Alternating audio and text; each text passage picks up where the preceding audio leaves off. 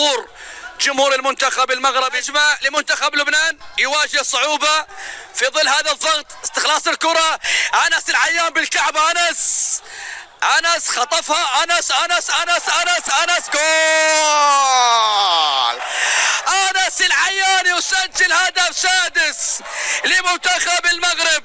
6 أهداف مقابل لا شيء، بكل الأشكال، بكل الطرق، بكل اللقطات، بكل الصور، بكل الأهداف. سجل منتخب المغرب بالرقم 3. اسماعيل ما زال. يوسف جواد حامل اللقب في نسختين على التوالي. المنتخب المغربي يسجل حضور قوي في هذه المواجهة ويسجل 6 أهداف مقابل لا شيء أمام المنتخب. يا سلام بالكعب، لكن حارس المرمى كريم الجويدي. كريم خلصها إلى خارج أرض الملعب. خلص من كريم. هذا يوسف جواد أو هذا أنس العيان. أنس اللي غادر أرض الملعب بعد أن سجل الهدف السادس. رقم 4 يوسف الجواد، أدوار دفاعية يقدمها ممتازة جدا ويصنع الكرات. هذا يوسف جواد رقم 4، لاعب ممتاز جدا ويتحكم في أبرز الهجمات للمنتخب المغربي. يوسف جواد، يوسف لمسه، شوف يوسف بناء الهجمه من عند يوسف الجواد. يا سلام، ادريس عرضيه محاوله لكن عند الحارس كريم الجويدي. كره خطيره من عثمان بومزي في الكره الماضيه. خلص للمنتخب المغربي.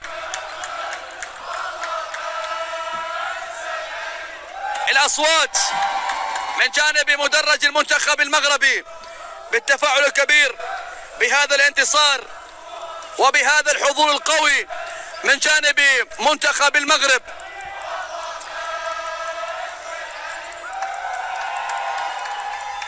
في هذا التجمع الكبير بلا شك في واحدة من الأحداث الكبيرة والمهمة، بطولة كأس العرب لكرة الصالات.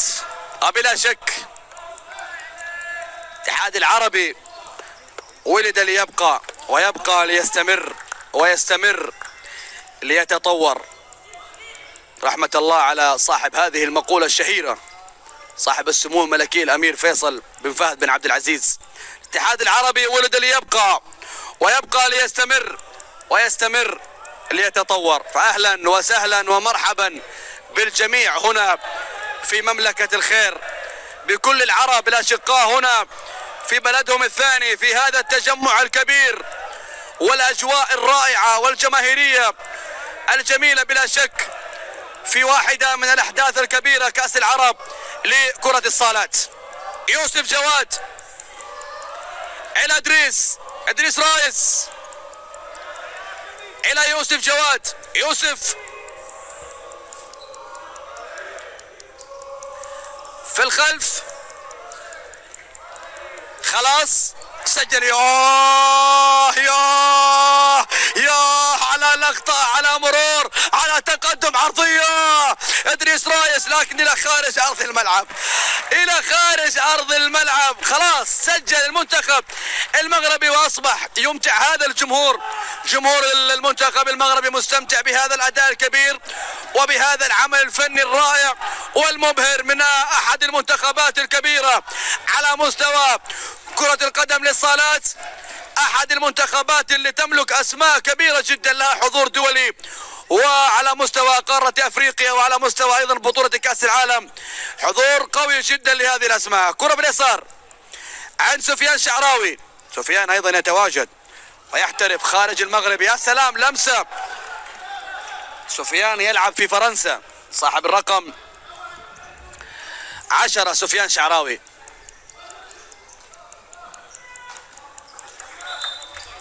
يعني لك أن تتخيل سفيان شعراوي أحد الأسماء المهمة ويتواجد في فرنسا بالرقم 10.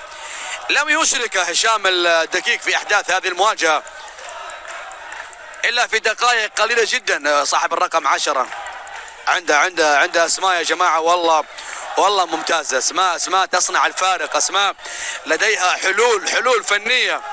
المنتخب اللبناني كان يدافع وكان يعقد الامور مع انطلاق المواجهه في الشوط الاول، لكن سفيان الشعراوي تقدم لكن عندما تملك انس العيان ويوسف جواد وادريس رايس وخالد بوزيد وحمزه بويزان وايضا سفيان الشعراوي اللي يتواجد على دكه البدلاء، الان يبدا مع المدرب المشاركه سفيان الشعراوي. اسماء بلا شك تملك حضور قوي جدا مع المنتخب المغربي.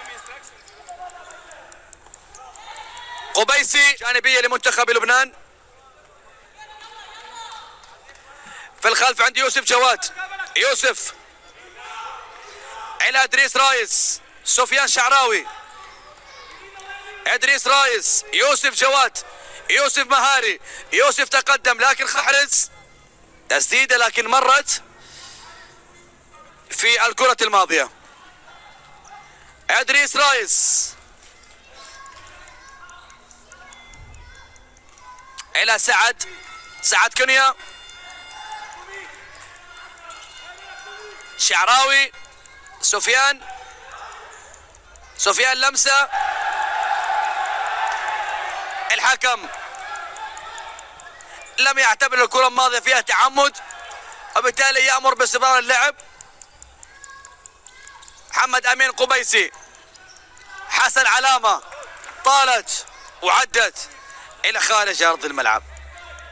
بلا شك تجربة مهمة لجواو الميدا، أسماء شابة مع المنتخب اللبناني، تواجه أسماء لها حضور قوي جدا على مستوى المشاركات الدولية.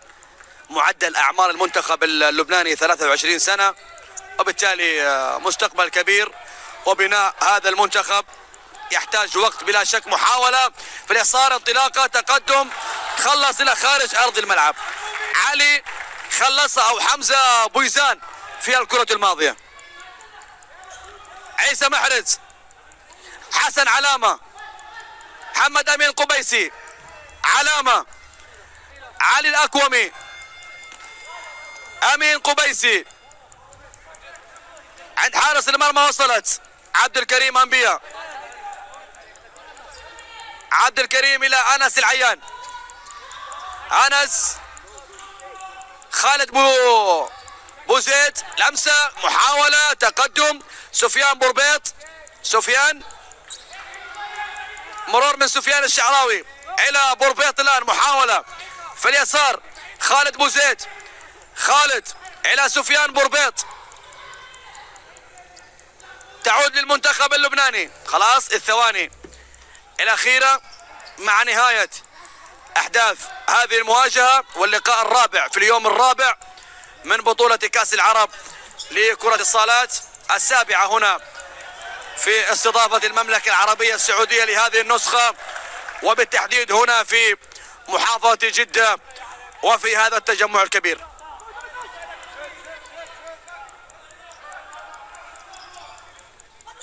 غدا عندنا مواجهتين، المنتخب السعودي المستضيف يواجه منتخب ليبيا.